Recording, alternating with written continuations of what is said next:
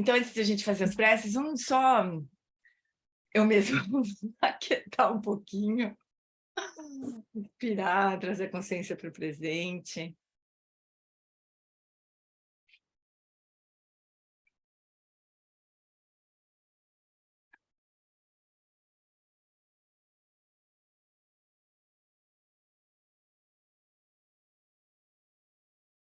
A gente pode aquietar e, ao mesmo tempo,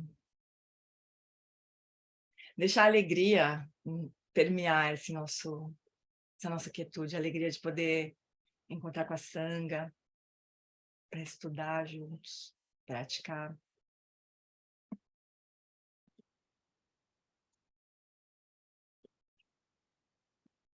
Vou compartilhar agora as preces e a gente começa, então,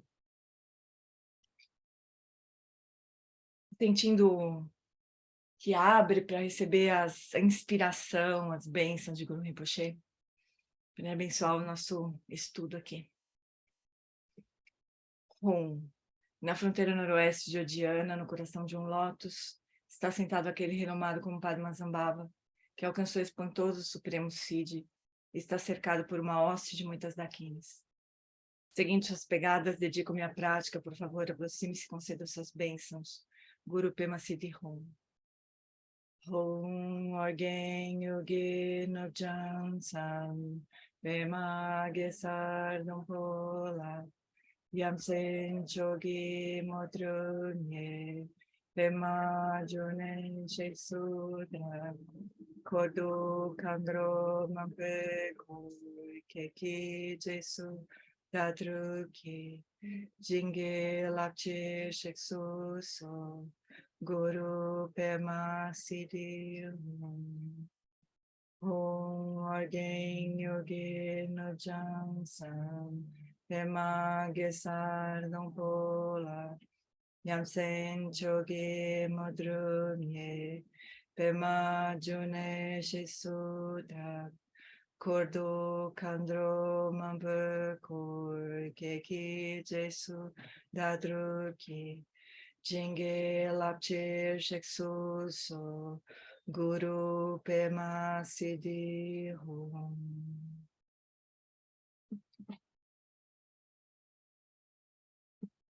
E agora a gente toma refúgio, renova os nossos votos de bodhicitta, procurando sentir o significado dessa prece. De se voltar para o Buda, para o Dharma e para a Sangha, no voto de refúgio. E de renovar a nossa aspiração de poder beneficiar todos no nosso caminho.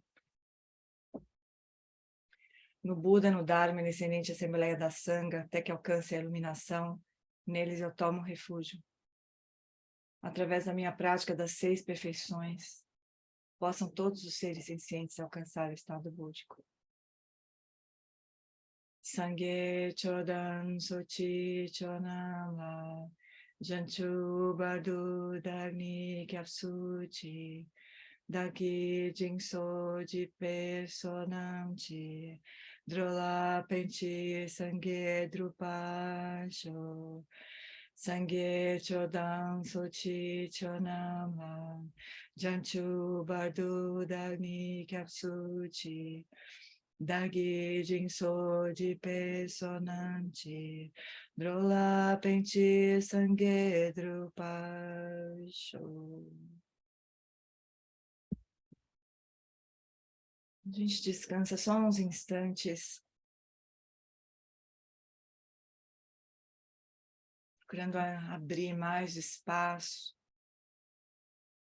para estudar o Dharma, com a base do refúgio da bodhicitta como aspiração.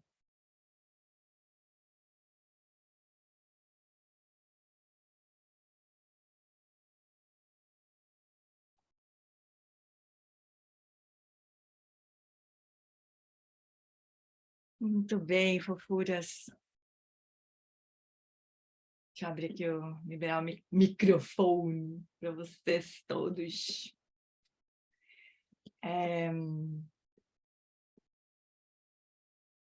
Eu estava agora, falando em inspiração, né? Eu estava agora... recebi um e-mail do Lama Wallace, né? Pedindo para eu conversar com o Lama Santen, para ver se o Lama Santen concordava de a gente editar o nosso retiro aqui do Brasil, tirar a tradução para poder os alunos dele do mundo todo, assim, assistirem o ensinamento sem a tradução para português, né? Que demora muito mais tempo, eles não entendem coisa nenhuma, enfim, né? Para editar de uma forma a ter só o inglês, né? Para os alunos, né? Aí, aí eu falei com o Lama Santen, aí o Lama Wallace falou assim, a gente pode, daí, os alunos que se inscreverem, né, para assistir esse ensinamento, a gente pode passar uma parte desses recursos para o SEB e tal, né? Aí eu mandei uma mensagem para o Lama Santen, ela falou assim, ai, que alegria, sim, que maravilha, poder distribuir esse ensinamento com muito mais alunos, muito mais pessoas, que maravilhoso. E o SEB não precisa de nenhuma compensação por isso, a gente não precisa receber nada, a gente doa o que for para o centro do Lama Wallace. É tão bonito, né, de ver esses lamas, um oferecendo para o outro, assim, né, parece que sim, é uma generosidade tão impressionante, né, então, contando essa história para vocês, porque é inspirador, né, assim, fala que dá uma tremedeira de receber e-mail do Lama Wallace, sabendo que ele está prestes a entrar em retiro e ficar, sei lá, um ano, né, sem se comunicar, assim, com a gente direito, assim, né? Então, só para vocês entenderem como é que é essa relação, né, dos lamas e, nossa, com eles, é maravilhoso. Estamos nessa mandala maravilhosa deles aí. Certo, amores? Então, inspirados pelos lamas nossos, né? Vamos seguir nosso estudo aqui. Então, olha só, a gente, semana passada, a gente fez o estudo e fez a prática da vida humana preciosa, né? A gente começou os 4 pensamentos transformam a mente, viu, Val? Valério está chegando hoje, então estou botando ele na página nossa aqui. Então, a gente começou a estudar os 4 pensamentos que transformam a mente com base no livro da Kado Rinpoche, chamado Comentário sobre o Nondro, que a gente recomendou que todos comprem, né? Onde você mora mesmo, Valério? Salvador, né? Não. Não, tudo Rio de Janeiro aqui, Rio de Araruama. Janeiro, Rio de Janeiro. Esqueci. Araruama, região dos lagos. Desculpa. Então deve ser mais fácil para você conseguir comprar o livro. Porque às vezes tem alguns estados que eles não mandam, sei lá, não tem um valor fixo, uma confusão qualquer dessas aí. Mas a gente, depois eu vou te compartilhar, porque você recém entrou no grupo, não vai ter, você não tem o histórico, né? Mas a gente tem os links para comprar o livro e tudo mais. É um livro maravilhoso do Shagdu, desses ensinamentos das práticas preliminares, né? É sobre o Nondro completo, né? Mas essa parte inicial dos 4 pensamentos transformadamente é maravilhosa, assim. O livro inteiro é maravilhoso, mas essa parte que a gente está estudando agora é muito incrível. E tem as práticas também de cada um desses temas, né? Então, semana passada a gente fez a prática, estudou a vida humana preciosa, e hoje o tema é impermanência e morte, né? Então, amores, esses 4 pensamentos, né? Então, vida humana preciosa, impermanência e morte, karma e a natureza do sofrimento de samsara. Quando vocês souberem de qualquer professor que esteja dando ensinamento sobre esses temas, assistam. Porque nunca é demais, né? Receber e refletir de novo e contemplar outra vez todos esses 4 temas, assim, né? Porque a rigor, que a gente comentou semana passada, né? 4 pensamentos transformam a mente, o termo em tibetano significa, a tradução da palavra que for, que eu não sei qual é, obviamente, né? Mas significa voltar nossa mente para o Dharma, né? Então, o resultado de contemplar profundamente, absorver o significado, incorporar o significado na nossa vida, seria a nossa mente se voltar completamente para o Dharma, né? Então, esse é o primeiro passo, né? Na verdade, girar a mente, exatamente. Só que girar a mente no sentido, né? Virar a nossa cabeça, olha aqui, né? E daí toda a renúncia e o próprio refúgio são naturais, né? Tipo, como o Eric fala nesses, eu até recortei esse pedaço e na verdade, traduzi essa fala dele e postei esses dias aí. A renúncia mais importante não é Não é renunciar a coisas materiais. Isso é superficial, na verdade, né? A renúncia mais importante é renunciar ao hábito, às marcas das aflições mentais. Essa é a renúncia mais importante. E quando a gente vira a mente para o Dharma, como o propósito do Dharma é nos livrar das aflições da mente, passa a ser, assim, a nossa prioridade número 0, lidar com as aflições da mente, né? Então, os 4 pensamentos que transformam a mente têm esse propósito, né? Então, nunca são demais para a gente contemplar e receber ensinamento sobre eles. Beleza? Podemos embarcar na impermanência agora? Então, vamos lá.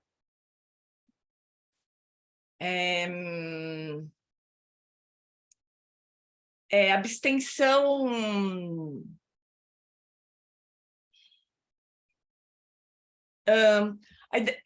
sim, né? Mas de uma forma natural, né? Porque a Lana perguntou se seria abstenção.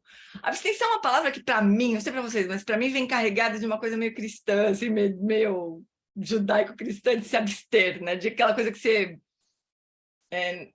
não desfruta daquilo, né? Que se abstém. Para mim, tem essa conotação, assim. E o refúgio, ele tem uma disciplina, eu acho, né? A gente, quando tem um pouco de disciplina, de abstenção mesmo. Mas é porque a gente sabe que vai contra o que a gente mesmo quer, né? É tipo assim, eu não vou tomar veneno, porque eu não quero morrer, caramba, eu não quero passar mal, eu quero ficar doente, né? Então eu não vou tomar veneno, né? Então você se abstém, mas de uma forma natural, porque você entende que aquilo faz mal para você, né? Então eu acho que o refúgio, quando a gente chega nesse ponto, ele deve ficar bem mais fácil, sabe? Assim, bem mais claro, a gente tem mais clareza do que vai nos ajudar no caminho, do que vai nos atrapalhar no caminho. Né? E aí, naturalmente... Ele, na hora que você traduziu a frase do Eric, ele diz assim, que não tomar coca é abster-se, não é renunciar à Coca-Cola, né? Então, é isso aí. Na frase... Porque justamente ele estava falando disso aí, né? Da coisa superficial, que se abstém, né? Mas o refúgio mesmo é você naturalmente abrir mão, né? Daquilo. Porque você sabe que aquilo vai te atrapalhar, né? Então é isso. Os 4 pensamentos que transformam a mente deveriam nos levar para esse lugar de renúncia mais natural, né? Então, ó. Vixe, Maria, fiz alguma coisa... pronto. Então, vamos ler o texto, daí quando chegar na parte da prática, eu conduzo, que nem a gente fez na semana passada, né? E eu acho que eu já vou gravar o áudio para ficar mais fácil depois, como a Dê pediu para... como é que fala? Como é que fala? Tirar o áudio, vai. Para fazer só o áudio da meditação, eu já gravo só a meditação de novo. Então, vamos lá. Então, Shagdu fala assim, ó, nada dura para sempre. Tudo muda constante e inexoravelmente, e ninguém deveria jamais supor que qualquer coisa seja permanente. A cada momento de nossas vidas, nós nos aproximamos mais da morte, e não conseguimos adiá-la quando a nossa hora finalmente chega. Nós morreremos, nossos entes queridos morrerão, todos os seres nascidos nos 6 reinos morrerão. Somente a hora, o local e a forma como morreremos são incertas. A morte em si é inevitável. A gente olha isso e fala assim, óbvio, né? A gente acha isso óbvio. Claro que sim, né? Mas aí, como aconteceu hoje, a Isabel morrer, aquilo me doeu, minha ídola de adolescência, de jogador de vôlei, como aquilo dói, como a gente pode achar aquilo injusto. Como assim? A pessoa morrer com 62 anos, uma atleta, uma fase maravilhosa da vida dela. Né? A gente não é muito fácil para a gente, de saída, assim, entender que realmente é isso, né? A morte vai chegar quando aquele karma se esgotar, e ponto, né? É isso que vai acontecer. Como vai ser, quando vai ser, que lugar, a gente não sabe, né? Mas é isso, né? A morte é inevitável, né? A maioria das pessoas vive negando a morte. Os praticantes convivem com a constante consciência da sua existência, ou deveriam viver com a constante consciência da sua existência. Mas não é que a gente faz muitos planos para um futuro longínquo, assim, para um futuro longo que a gente acha que tem pela frente? A gente adia, fala assim, hoje não deu, mas amanhã eu vou fazer mais tempo de prática, amanhã eu vou, não sei o quê, vou fazer um retiro, não sei qual, né? Mas a prática deveria ser mais urgente para a gente, né? A morte para eles é uma poderosa diretriz para encontrar o significado essencial da vida. Na prática vajrayana tibetana, os símbolos da morte, taças de crânio, copos de crânio, tambor de crânio, trombeta de fêmur, de osso, né? Mala de osso, dançarinos em indumentárias que simulam esqueletos. Tem muitos desses símbolos, né, no Vajrayana. E nos relembram nitidamente de sua proximidade, né, da proximidade da morte. A utilização de tais implementos durante os rituais não quer dizer que os praticantes do Vajrayana sejam insensíveis à morte, ou que não se aflijam com a morte de familiares e amigos. Porém, o cheiro e a textura de ossos envelhecidos, por exemplo, evocam o pensamento, sim, eu também terminarei como ossos espalhados ou cinzas no cemitério. Possa eu usar bem este corpo e não desperdiçar o tempo que me resta. Esse é o ponto, né, de refletir sobre a morte. A gente não desperdice o tempo que a gente tem. Quase sempre no Ocidente, quando ligamos a televisão ou abrimos um jornal ou uma revista, nossa mente é invadida por imagens da morte. Morte de milhares em catástrofes naturais ou guerras, morte de pessoas famosas, morte de pessoas comuns que falecem subitamente em estranhas circunstâncias. No entanto, é raro encontrar alguém que tenha verdadeiramente integrado a inescapável realidade da morte, a sua perspectiva sobre a vida. Muito poucos estão preparados. As pessoas veem as nuvens se acumulando no horizonte, mas sempre esperam que a tempestade caia em algum outro lugar. Entre as 4 reflexões, eu lembro do Lama Wallace dizendo, não sei se foi nesse último retiro nosso, algum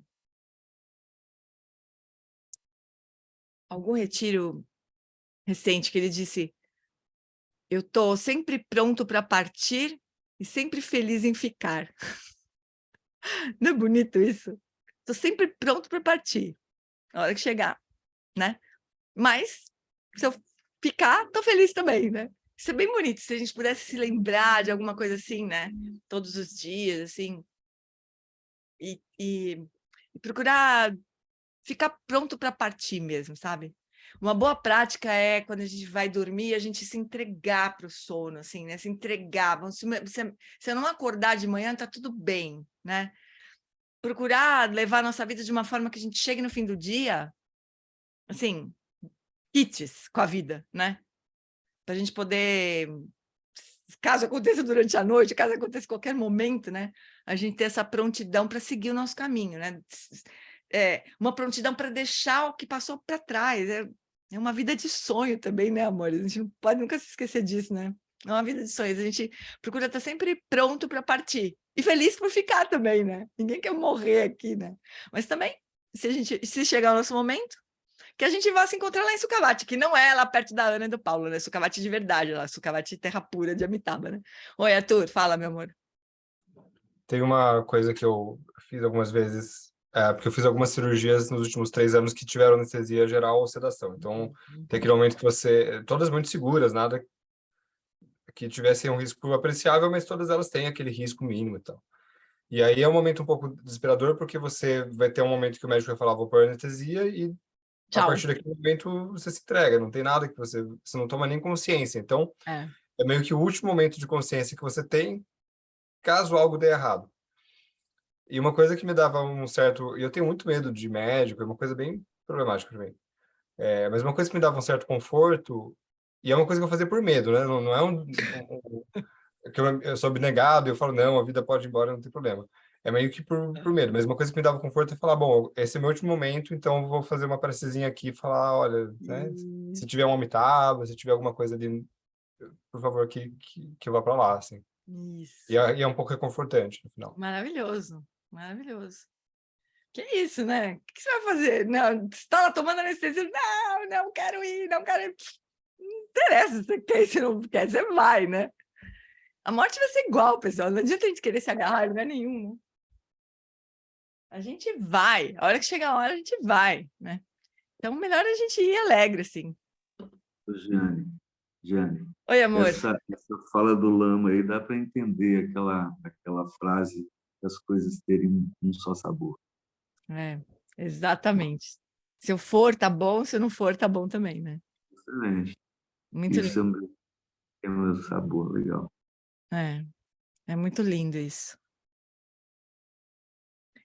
Mas a gente se prepara, eu falando por mim, né? Me preparo pouco, na verdade. Tenho tentado me preparar mais, assim, né? Tem uma prece bem bonita do John Limpa que eu posso compartilhar com vocês, compartilhei com o pessoal do Nondro, mas eu acho que a gente deveria fazer essa prece em vez da prece que a gente tem na nossa sadhana do estudo do domingo, sabe? Porque é uma prece do John Limpa, né? Que assim, a hora que chegar a minha vez de ir, que a Amitabha possa me conduzir, né? Agora, pensar na nossa hora de ir é uma coisa que dá uma tremedeira, né? Dá um certo treco, né? Mas a gente precisaria pensar de vez em quando nisso, né?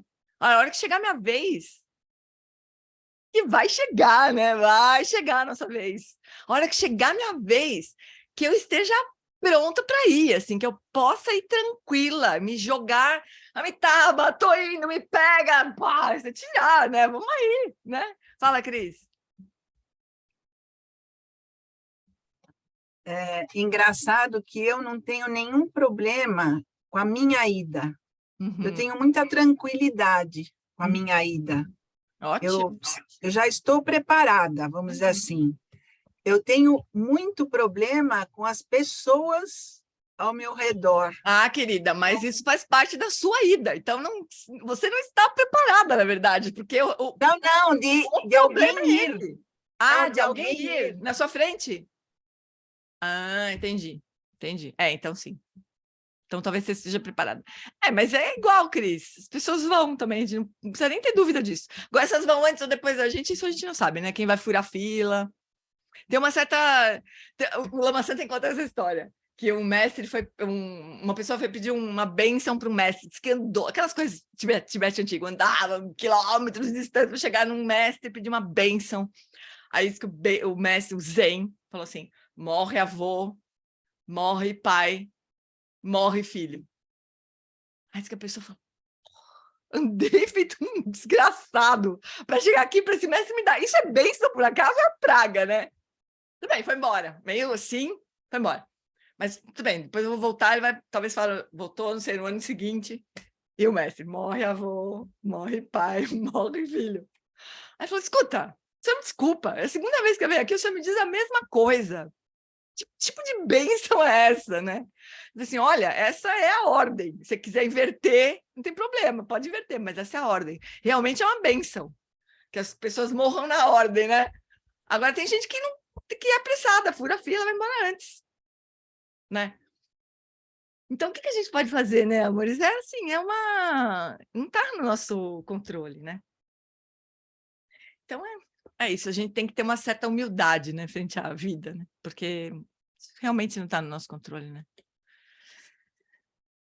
Mas é isso, então vamos ver. Entre as 4 reflexões, a contemplação da morte e da impermanência é o mais poderoso estímulo para a prática. A morte e a impermanência não são 2 forças. A morte é a dramática exposição da impermanência. A morte é a impermanência jogada na nossa cara, né? Na verdade, todo fenômeno é um contínuo de mudanças, uma série de mudanças, de mortes, infinitesimais, devido às quais o que existe no instante deixa de ser no próximo, né? Mas aí a gente não enxerga essa impermanência constante, a gente enxerga o fim, ou a mudança drástica, mas a gente não enxerga as coisas indo devagar, se modificando, né? É quando a morte chega e fica escancarada. Essa é a impermanência, né? Mas não existe uma coisa que era a... Deixa eu ver se consigo explicar isso do jeito que me explicaram. Não existe uma coisa A que virou B. Não existe uma permanência em nenhum estado de nada, né? Toda vez que a gente fala isso é assim, a gente congelou alguma coisa, né? Então, mas é assim que a nossa mente funciona, ela congela momentos, assim, né? Mas, na verdade, não existe nada que vira uma outra coisa. É sempre um contínuo em mudança, né? É sempre filme, nunca é fotografia. Brinco assim. Não tem fotografia, é sempre filme, né? Sempre que a gente fala assim, tal pessoa é de tal jeito, é porque a gente deu um stop ali, um pause no filme, né? Aí o filme continua, mas é sempre filme. Mas a gente não vê assim, a gente não tem essa percepção direta, né? Os mestres têm essa percepção direta da impermanência, eles não veem as coisas estáticas, mas a gente vê as coisas estáticas. Aí quando um momento seguinte de coisa estática é diferente do outro, a gente fala, mudou, ou morreu, mas, né, são contínuos, né? No nível subatômico, a mais densa barra de ferro se deteriora constantemente e torna-se reestruturar. Percepção sutil da nossa mente pode atravessar a sua aparente solidez, né? Então, se a gente tivesse uma consciência sutil o suficiente, a gente atravessaria essa solidez, a gente não enxergaria as coisas solidamente, né? Não sei nem como é que é isso, estou falando, não sei como é que seria isso, porque a gente não tem, né? A gente não consegue imaginar uma coisa que a gente não vê, né? Não sabe como é, né? Numa escala inconcebivelmente ampla, o universo surgiu da vacuidade e se dissipará na vacuidade. E quando esse mundo tiver sido consumido pelo fogo 7 vezes, inundado pela água 1 vez e dispersado pelo vento, desaparecerá.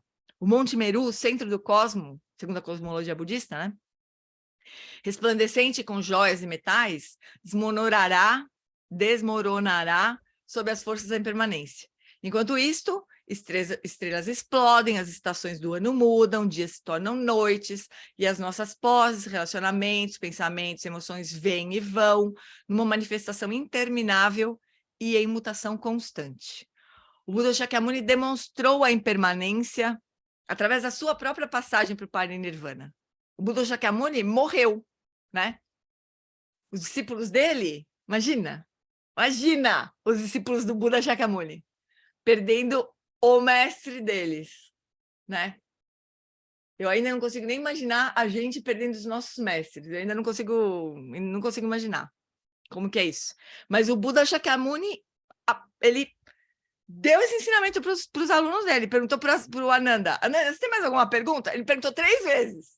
E o Ananda, não, mestre, não temos mais nenhuma pergunta. Segunda vez, Ananda, tem certeza? Não tem nenhuma pergunta? Não, mestre. Aí, Ananda, mais alguma pergunta? Não, aí ele morreu. Né? Seus discípulos, assim como os grandes santos e mestres, tradutores, escolásticos, reis dos Dharma, detentores da doutrina, cujos nomes e realizações brilhantes iluminaram suas próprias épocas, existem somente em histórias, ou estão esquecidos.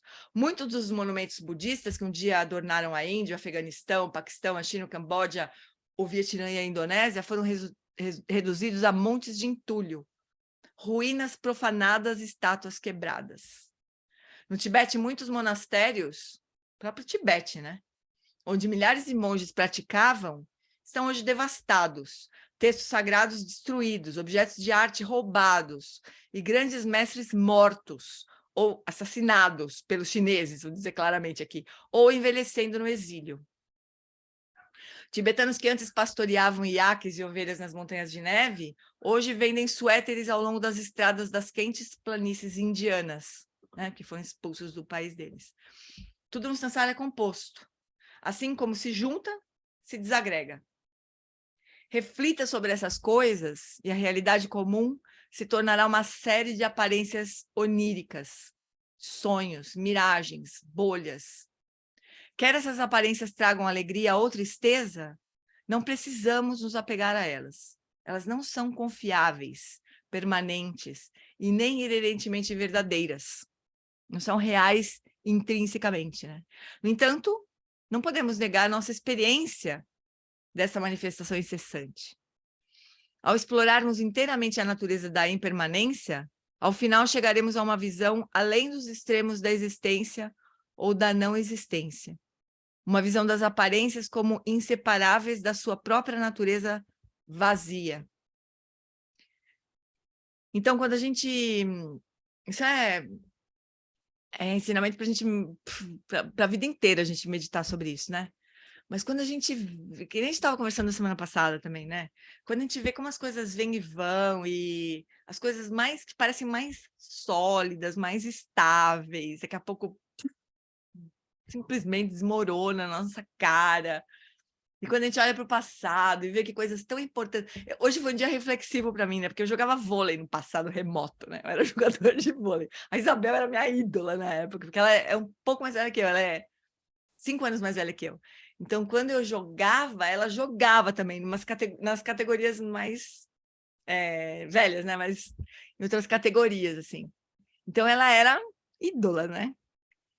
E aí, hoje, morreu, assim, do nada. Não estava bem, foi para o hospital, teve uma gripe, foi para o hospital, morreu, né? E aí, toda aquela minha vida de praticante, ela... eu tenho que fazer esforço para me lembrar, assim, porque faz tanto tempo, né? Mas na época era tão importante para mim. Eu ficava doente quando eu não tinha treino.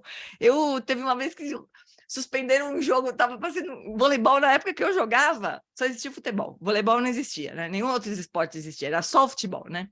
Daí teve uma final de Olimpíada, Brasil e União Soviética na época, e 2-2. A televisão parou de televisionar porque ia começar a novela. Vocês imaginam? Eu quase morri do coração aquele dia de ódio da TV, né? Mas isso tudo parece sonho hoje. Não, tem que fazer esforço para me lembrar. Fala, Aninha. Essa morte da Isabel realmente também me impactou, porque outro dia eu estava vendo ela numa entrevista, né, assim, e o modo como foi, né, pegou uma pneumonia, teve uma atleta, né, uma atleta, super, não tem nenhuma comorbidade, nada, uma pneumonia super violenta, tentaram colocar ela ainda naquele pulmão mecânico, sei lá, e ela não resistiu. Em 2 dias, foi coisa assim, menos de uma No semana. Sírio-Libanês. Imagina. Não foi num hospital da periferia do Rio de Janeiro, sei lá. Ou de São Incrível. Paulo. No Sírio-Libanês, um dos melhores hospitais do Brasil, né? Incrível, incrível. Quer dizer, como, né? É assim, esse jogo de Sansara é desse jeito aí, né? Aí todas as nossas experiências que eram tão... Quando a gente estava vivendo aquilo, eu falei, eu vou jogar vôlei para sempre. Imagina. No ano seguinte eu não conseguia, sei lá, um ano depois eu não conseguia nem jogar, porque eu estava com uma bursite no ombro direito, não conseguia nem com infiltração, não conseguia jogar. Seleção paulista, eu tive que pedir dispensa, porque eu não conseguia fazer isso com o braço. E daí, assim, as coisas vão passando, eu entrei na faculdade, aquela vida minha morreu. Eu morri, a jogadora de vôlei morreu, né? Muitas outras, e se a gente for olhar, cada um de nós for olhar identidades anteriores, identidades antigas nossas, morreram, né? E cadê aquela vida, né? Aquela vida, ela é como se fosse um sonho, é igual a um sonho. Então, se a gente pudesse ter isso mais presente, né? Talvez a gente levasse as coisas com mais leveza, né? Fala, Rô. Boa noite.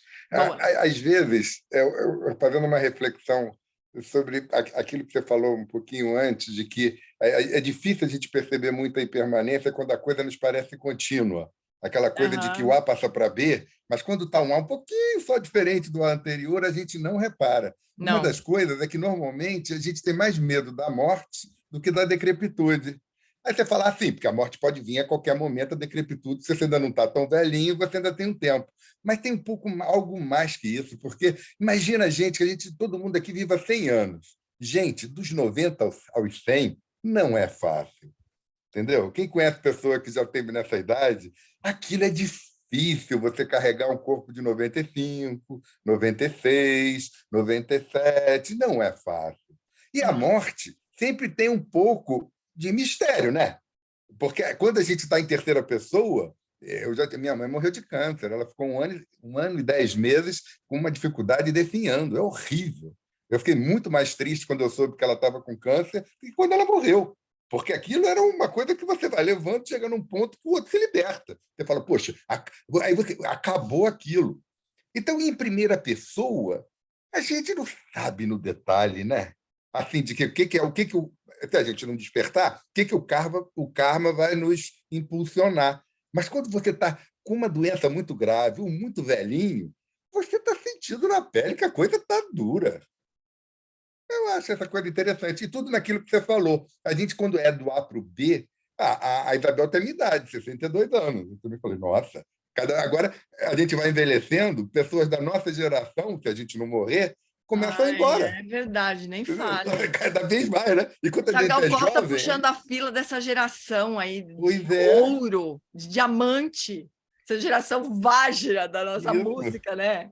Vai Ela ser nasceu em fluida 60, que nem demais. eu. Então, eu também acompanhei, né? Aquela coisa que a gente não conhece pessoalmente, mas tem uma certa... faz parte da nossa vida, né? Da Claro. coisa. É isso. A gente vai testemunhar essas coisas todas se a gente não se apressar Importante. e sair correndo primeiro, né? Se a gente não tiver pressa. Os meus heróis estão morrendo, os meus também, Dedê. Os meus também. Mas é isso, né? Agora, tudo que a Gal fez, né? Tudo que ela representou vira memória, né? Só assim, memória. É tudo muito... Realmente tem uma insubstancialidade tudo, né? Então, a gente precisa contemplar essa insubstancialidade de tudo, né? E há uma insatisfatoriedade, né? Isso é uma coisa evidente, né? A gente nasce, vive e morre. Gente, isso há uma insatisfatoriedade nisso se você não tem uma lucidez um pouco maior. Uma brincadeira de mau gosto, como diz um amigo meu. Isso Não é uma brincadeira de muito mau gosto. Você não precisa de muito estudo e tal, você pensar, você tem um negócio, você chega, e não é só a gente, não, todo ser senciente. Você fala, qualquer um. Ele vai, aí sai da realidade. Eu falo, nossa, gente. A gente tem que entender um pouco mais isso. Eu acho. O Buda achou, o Buda também achava. Falaninha. É isso. Tem uma coisa que não é de uma Bodhisattva trainee, que eu fico pensando assim, poxa, tem tanta gente ruim que podia ir na frente, né? Que tá louco, o Gal podia ficar, a Isabel, mas tem tanta gente ruim aí que não vai fazer diferença nenhuma se for embora. E isso é uma coisa que não é bonita, né? Mas tá no meu coração. Sabe uma coisa que o Lama Wallace disse uma vez acho que eu já ouvi mais de uma pessoa também, de um professor falando disso, né? De pena de morte, né? Que é mais ou menos isso que você estava dizendo, né? Não é exatamente mais ou menos isso, que quanto mais uma pessoa puder permanecer como um ser humano, mais chance essa pessoa tem de realmente se transformar, né? Pode acontecer com qualquer um, qualquer pessoa que tenha feito muita coisa negativa, que tenha matado. Você vê, Milarepa, a gente estava falando esses dias parece que foi isso que a gente falou do Milarepa, hein? Parece que um dia desse a gente estava falando do Milarepa, que aprontou horrores e atingiu a iluminação na mesma vida, né? Então, existe sempre essa possibilidade, né? E aí, quando você pega um ser desses daí, que aprontou, como você disse aí, uma pessoa que é ruim, que não vai fazer falta para ninguém, e pega e mata essa pessoa, você está enviando ela para o inferno diretamente, sem non-stop para o inferno, né? Para o reino dos infernos. Que a melhor coisa que a gente podia fazer era tentar resgatar essa consciência, né? Essa mente, né? Dessa experiência de muita negatividade. Mas a gente não sabe fazer isso também, né? A gente também não sabe fazer isso. Quando uma pessoa apronta muito, a gente pega e joga ela dentro de uma cadeia onde ela vai aprontar muito mais, com certeza, porque é para se defender até, né? Então, a gente não tem como, a gente não sabe fazer isso. Mas eu fiquei refletindo muito sobre isso, sabe? Pena de morte é a coisa mais cruel do ponto de vista budista, assim, porque você está tirando da pessoa a chance de ela continuar numa condição onde ela poderia encontrar um mestre qualquer e ter receber uma bênção qualquer de um mestre, né? Fala, Atila. É o seguinte, porque uma vez eu ouvi, assim, e depois eu ouvi e refleti sobre uma coisa, que era assim, que pessoas que cometem coisas muito equivocadas não deveriam ter uma vida longa. Aí, durante muito tempo, eu vim pensando sobre isso. Peraí, de onde você ouviu isso? Eu lembro que eu ouvi, foi algum lama que disse que uma pessoa muito equivocada da vida, eu não lembro qual, se foi Lama Santa, se foi Lama, qual deles foi, não lembro, ou contando uma história, né, que não deveria ter uma vida longa, né. Aí foi passando o tempo, e eu amadurecendo aquilo na minha cabeça. E aí eu cheguei à conclusão seguinte, que não é minha também, que foi em função dos ensinamentos, que, na verdade, se a pessoa perde a vida muito rápido, a experiência que foi a experiência equivocada, ela não tem como ser purificada. Se a pessoa que é ruim, Vai ser ela é mais difícil, morta, né? você está matando uma pessoa, entendeu? As experiências que foram equivocadas. Não é uma pessoa. Ela só conduziu, mas ela vai colher o resultado daquelas experiências, né? Ela vai. Então, assim, seria como se você eliminasse a experiência, não vai adiantar muito, porque só vai manter no ciclo, né? Então, assim, essa fala do Lama tem muito sentido, porque a pessoa está ali na fila da pena de morte, mas ela tem condições ainda de ouvir, né? Tem um aluno do Shagdu agora que eu tô lembrando, né? Carol, você tá fazendo assim? Acho que você tá lembrando, né? Como ele chama mesmo, Carol? Jarvis J. Masters. Essa Carol, ela é uma enciclopédia ambulante. É maravilhoso, um aluno do Shagdu Rinpoche que tá na fila de morte, tá na fila, né? Como é que fala isso? No corredor da morte, né? Ele tá esperando a pena dele ser... Tá esperando a execução. E um aluno do Shagdu. Muito interessante. Pelo jeito a Carol vai postar aí. Oi. Eu acho, assim, como a Ana falou, né? Tanta gente ruim, né? Eu acho algumas coisas, assim. Na hora que a Ana fala um negócio desse, cala meu coração, sabe?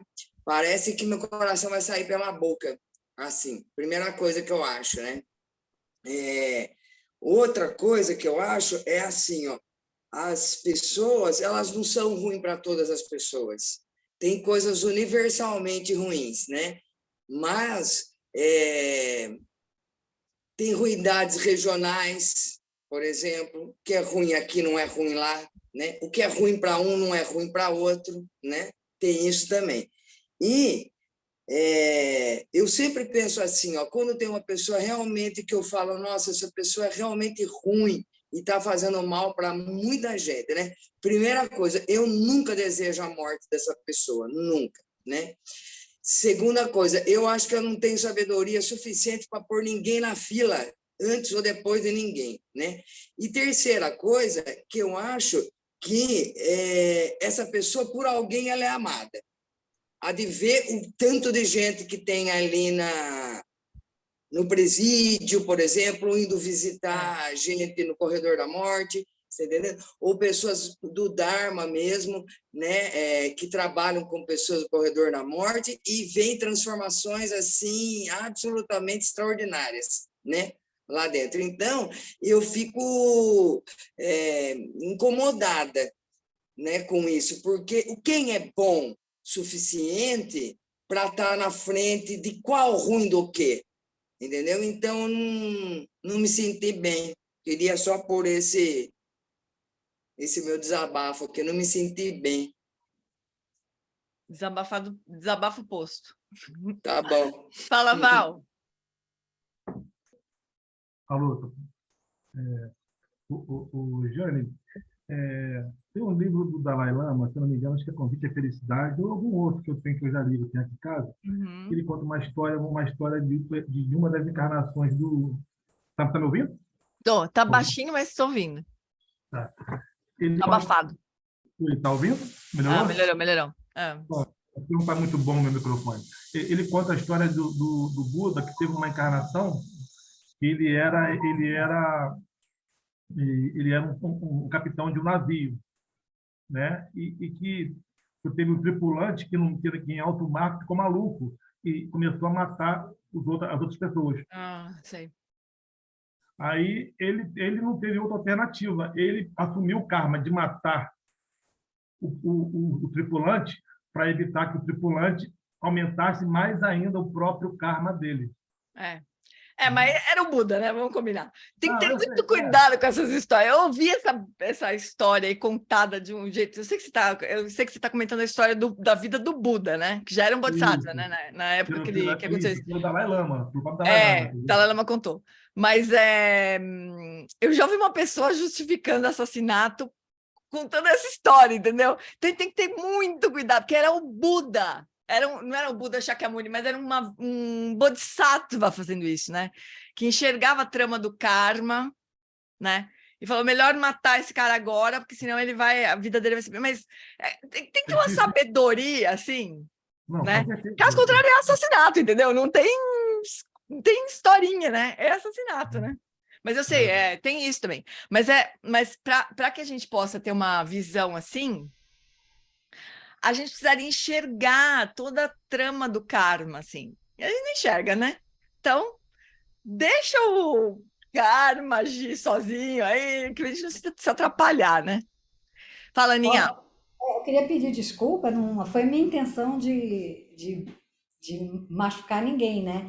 Mas é que eu, às vezes, fico me colocando assim, no lugar, o que eu sentiria se meu marido fosse assassinado na minha frente, ou se a minha enteada fosse estuprada, como é que eu me sentiria? Como é que eu me colocaria? Será que eu iria perdoar, assim?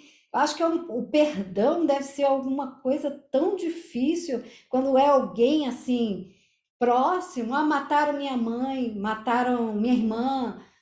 Eu fico me colocando no lugar e como isso seria impactante para mim, sabe? Super Então foi difícil. nesse sentido, tá? Eu tô longe, eu sou uma bodhisattva training mirim.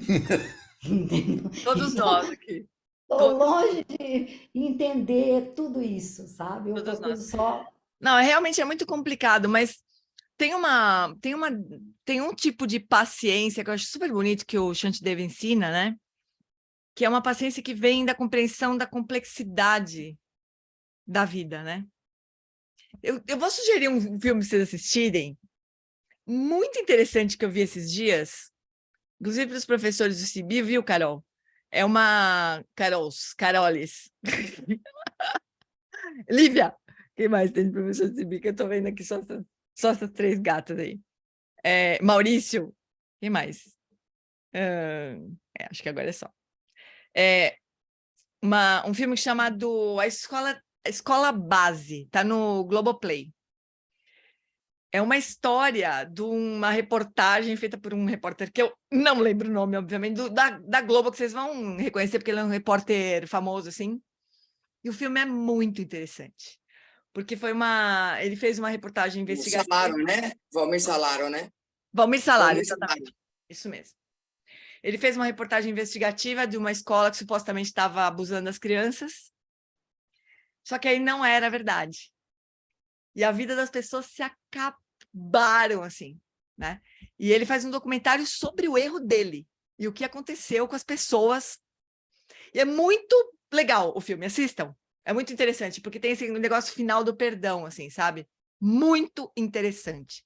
Tem todo um viés cognitivo desgraçado, assim, de todos os envolvidos no começo da história. Então, é um bom filme para equilíbrio cognitivo, viu, professores? Mas também sobre perdão, sobre, sabe, sabedoria, compaixão. É muito bonito o filme, muito bonito. Muito legal, sabe? Uma coragem desse cara também de, né? Olha, fiz desta besteira. Você fala assim, parece uma coisa meio barata, assim, né? O cara tá querendo se desculpar, tá querendo consertar, mas não é, sabe? Tem uma verdade ali, eu senti, pelo menos, tem uma coisa verdadeira ali, sabe, dele. Muito interessante. A Escola Base, no Globoplay. Amores, vamos fazer a prática, então, da impermanência? Deixa eu me preparar aqui. Vou botar para gravar daqui a pouco. Então, fala, Dedé. Fê, posso fazer um pedido? Espera só um pouquinho. Diga. Queria pedir para a gente dedicar a nossa prática para a saúde da Estelinha, Ela foi para o hospital agora com dificuldade de respirar, está com Covid muito forte. Que Estelinha? Estela Santin.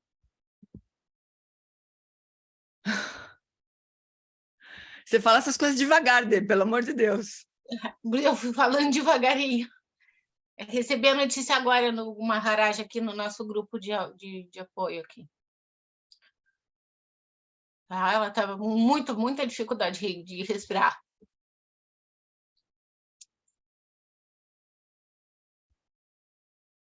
Pode dedicar para mim também, porque eu estou tendo um infarto aqui agora. Maria, claro, com certeza. Obrigada.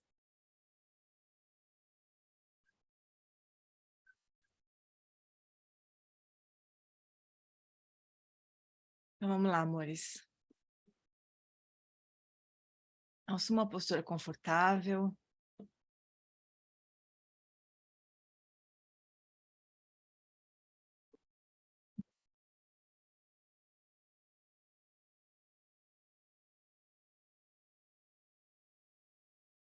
Então, sente os apoios do corpo, sente os pés no chão.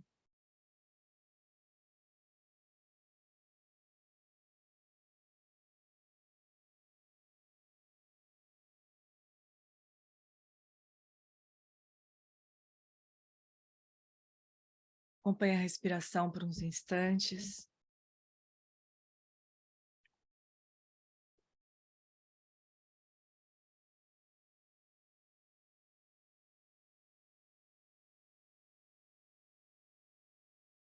Então, vocês lembram essas práticas que o Shagdu nos ensina?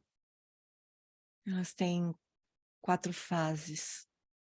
Nessa primeira fase, nós vamos contemplar a impermanência em si. Então, contempla a impermanência. Contempla a progressão da vida desde o nascimento até a velhice, a morte, as pessoas que vieram e se foram. Coisas que nós tínhamos e perdemos. Ou que pessoas que nós conhecemos tinham e perderam. Os cenários inconstantes. A representação caleidoscópica dos fenômenos. Pense no universo em constante movimento. Pense nas partículas do seu corpo.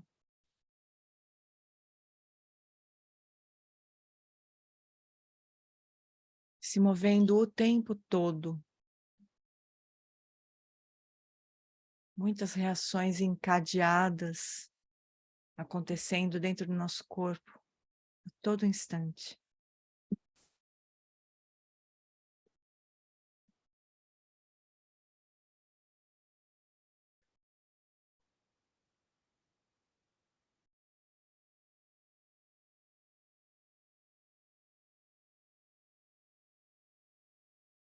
E contemple a morte. As incontáveis mortes que aconteceram no passado e as que ocorrerão. A incerteza sobre quando e como a morte acontecerá outra vez.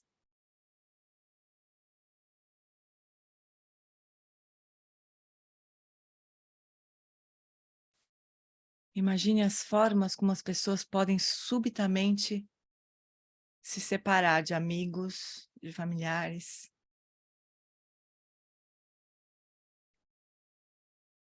Contemple até que a aparente coesão da vida seja percebida como uma ilusão transparente.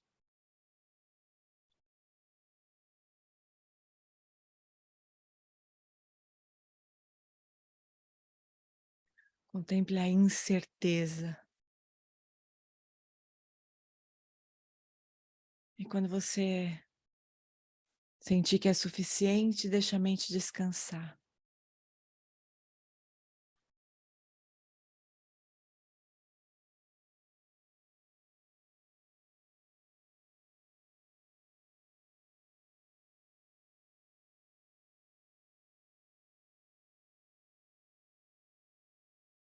E quando os pensamentos surgirem, então direcione para a compaixão.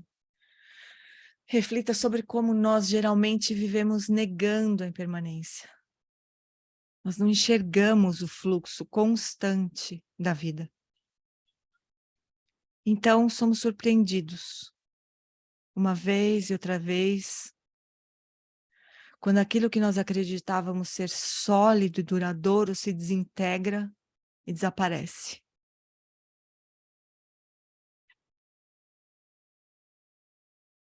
Contemple o engano.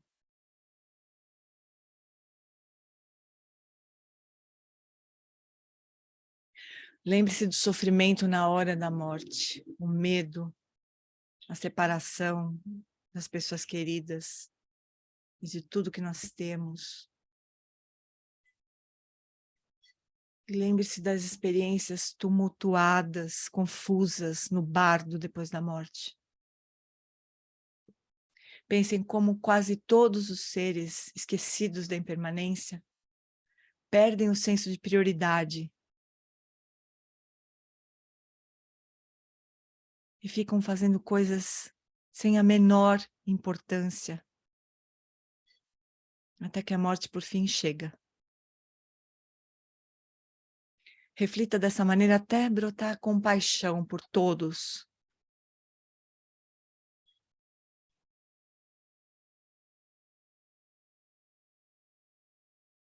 E então, deixa a mente descansar além dos conceitos.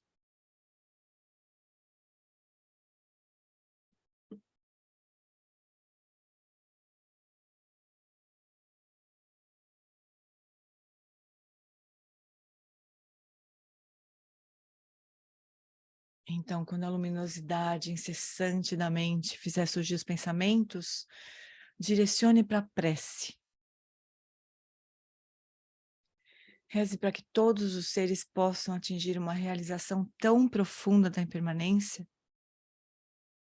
que permita que eles purifiquem completamente a tendência de tomar as aparências como reais.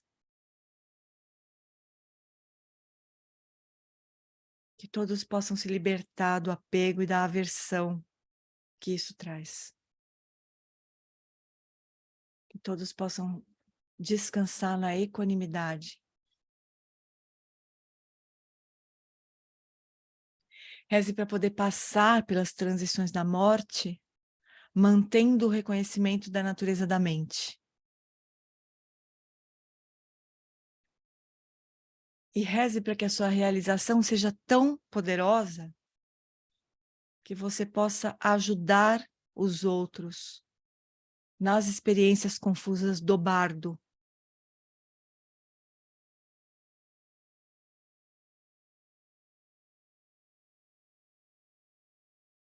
Então descanse a mente.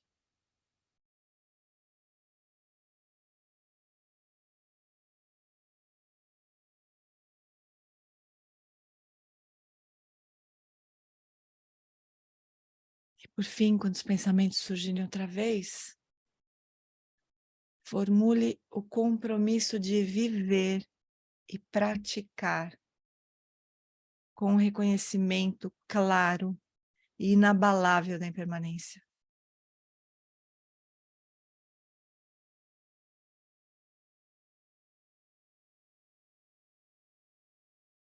Comprometa-se a realizar a verdadeira natureza de todos os fenômenos, positivos ou negativos, e a buscar a essência absoluta.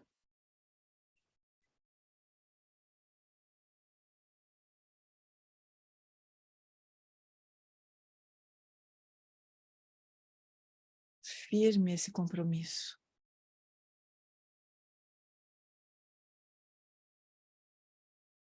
E com essa resolução, então, relaxe mais uma vez, uma meditação não fabricada.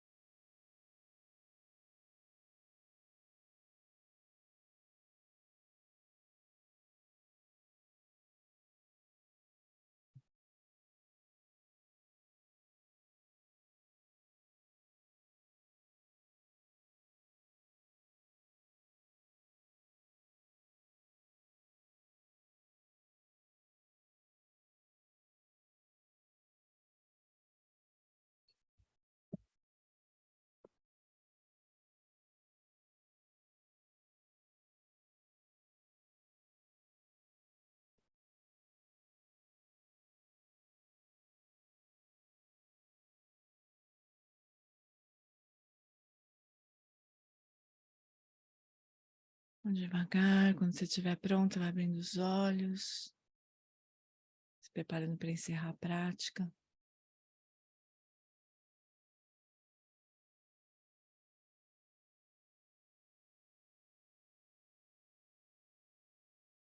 Essas práticas, né, da que a gente fez semana passada, esta, que a gente vai fazer nas próximas 2 semanas, a gente pode repetir muitas vezes, e tornando cada vez mais pessoal, cada vez mais de verdade para nós, assim, quando a gente entender como é o que o Shagdu queria mostrar para nós com essas práticas, né? Então, primeiro a gente contempla o conceito em si, impermanência. Sim, né? O Eric propôs no treinamento que a gente faz com ele de a gente olhar para tudo, assim. Garrafa impermanente, celular impermanente, altar impermanente. Eu sempre faço isso quando eu ponho o altar aqui. Falo, um dia eu vou pôr o altar e não vou tirar. Ou vou tirar e não vou conseguir pôr outra vez. E as pessoas vão pegar minhas tigelinhas e vão dar embora, ou vão transformar em alguma outra coisa. As minhas estátuas, sei lá, vão, não sei para onde, talvez para o SEB, não sei, para algum centro de Dharma, né? Se tudo correr bem. Então, isso tudo impermanente, né? Os amigos impermanentes, os mestres impermanentes, nós impermanentes. Então, ele sugeriu de a gente apontar tudo que a gente vê e rotulando impermanente, impermanente, mas sentindo isso, né? Daí o segundo ponto da segunda fase da prática é trazer a compaixão por nós, por todos, e a gente não ter a menor noção disso, né? E viver como se a vida nunca fosse acabar. Como se isso nunca fosse, se as coisas nunca fossem mudar. Como se a gente tivesse todo o tempo do mundo, né? E como a gente deixa de dizer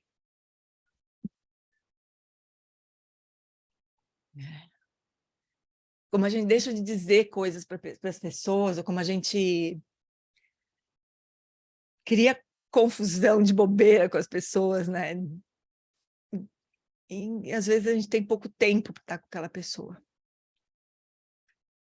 E a gente não deveria se dar esse luxo, né?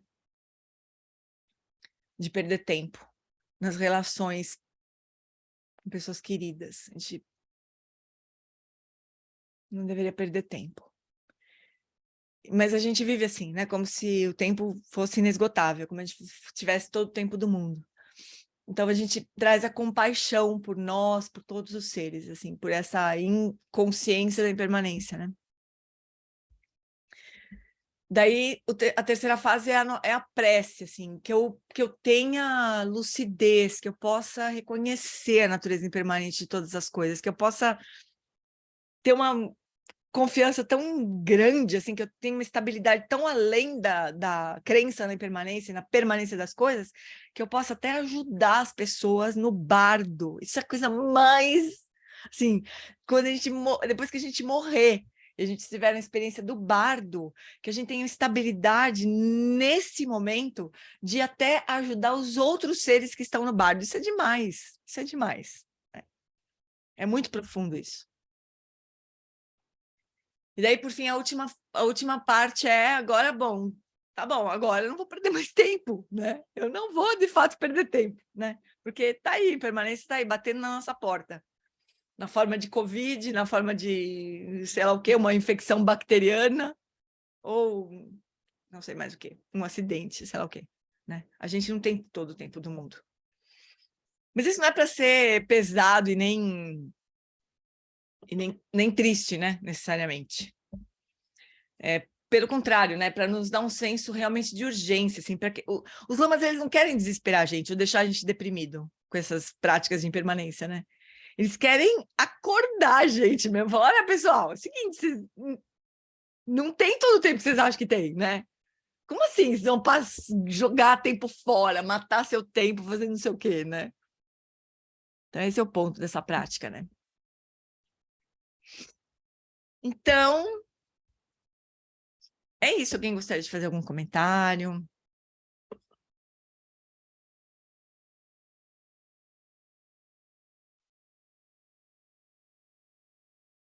Não? Todo mundo derrotado com a parte?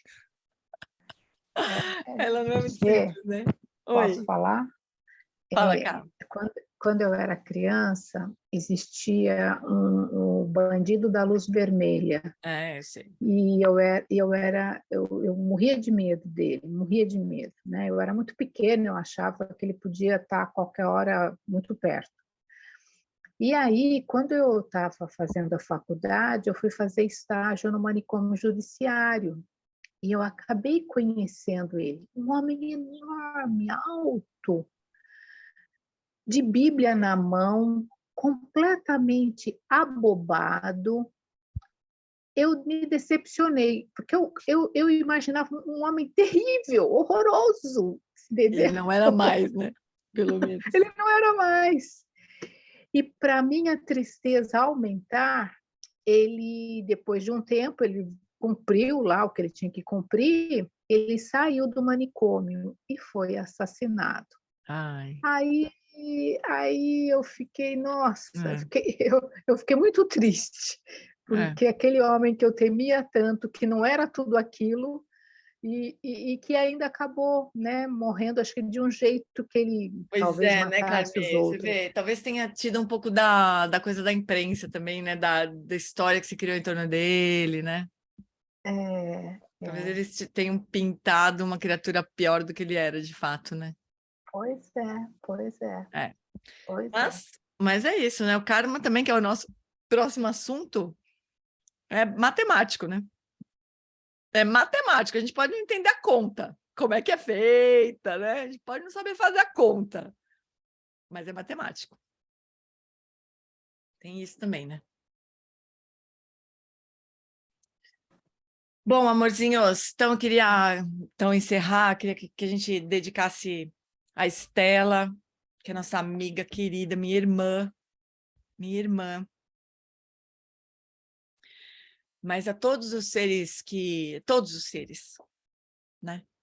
Que a gente possa ter mais e mais consciência da impermanência, da vida, da fragilidade da nossa condição, e que a gente possa aproveitar o tempo que nós temos, assim, para realmente descobrir quem nós verdadeiramente somos, além da morte, da impermanência.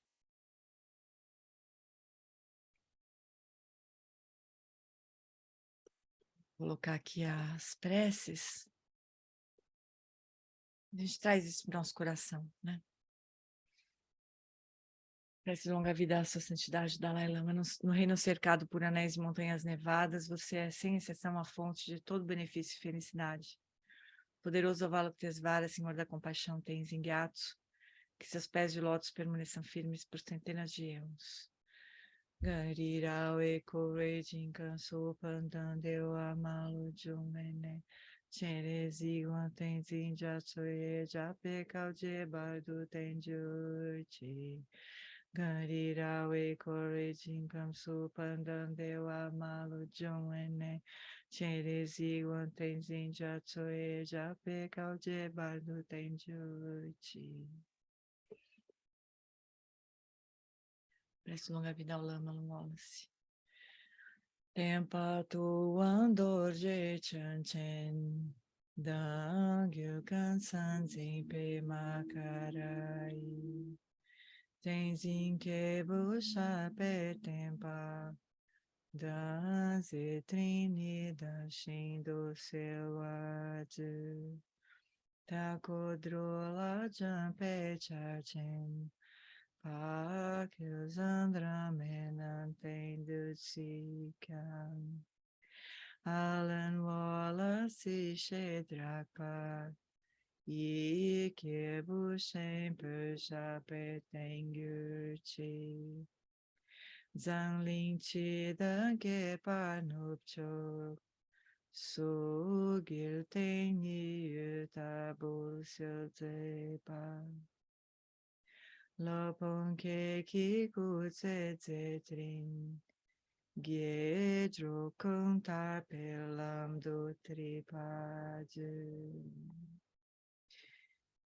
Que o professor Sakyamuni, o grande Vajradhara, e aquele que sustenta os mistérios de todos os Jinas Padmasambhava, possam firmar os pés de lótus daqueles que sustentam os ensinamentos e fazem com que os feitos do Buda brilhem como o sol e a lua. Aquele que derrama uma grande chuva de amor sobre seres em terras distantes e sustenta-os com o néctar dos ensinamentos do Buda, aquele ilimitadamente afortunado, grande ser conhecido como Alan Wallace, possa sua vida ser longa. Em Jambudvipa em geral, especialmente no Ocidente, você ilumina os ensinamentos dos Jinas como a luz do sol. Ó Mestre, possa sua longevidade e seus feitos ser muito extensos e possa você guiar todos os seres no caminho da liberação.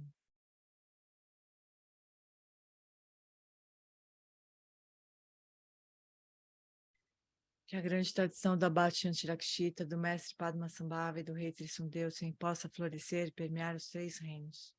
Que a presença das 3 joias nunca se separe do fluxo mental dos seres, assegurando assim um sublime bem-estar através dos 3 tempos. Quem Lopcho Sun Rin Luche Zanlin Sasun Chapa Pedro Jucho Sunawada Midra do Sungele Show.